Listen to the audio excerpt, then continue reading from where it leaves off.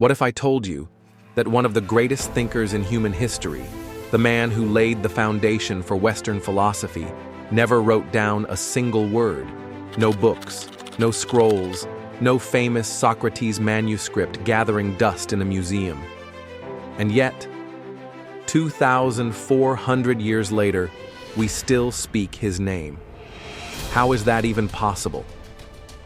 Welcome back to the channel, where we explore the hidden stories of ancient minds and the strange ideas that shaped our modern world. If you're new here, hit subscribe to unlock the wisdom of the past, one episode at a time. Now, let's uncover the mysterious mind of Socrates, the philosopher who refused to write, and yet changed everything.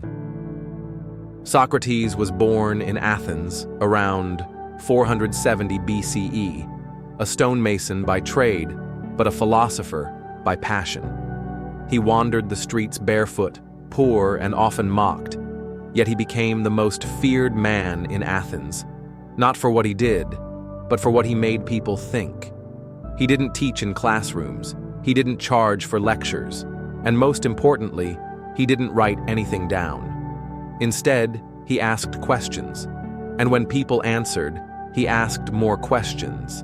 It was a method so annoying, yet so brilliant. It's now called the Socratic method.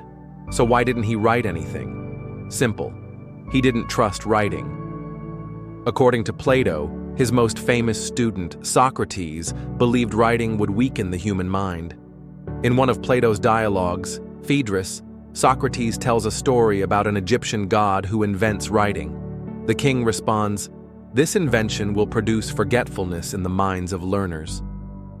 They will rely on writing instead of remembering." So here's the real twist. If Socrates never wrote anything, how do we even know what he believed? We only know Socrates through his students, especially Plato and, to some extent, Xenophon. Most of what we call Socrates' philosophy might be Plato's interpretation. Socrates didn't give lectures. He didn't teach formulas. He walked into crowded places, marketplaces, wrestling gyms, courtrooms, and asked questions like, what is justice? What is courage? What does it mean to live a good life? And when people gave answers, he would dismantle them piece by piece, not to embarrass, but to reveal how little they really knew. But not everyone appreciated his questions. In 399 BCE, Socrates was put on trial for corrupting the youth and impiety. In other words, for making people think too much.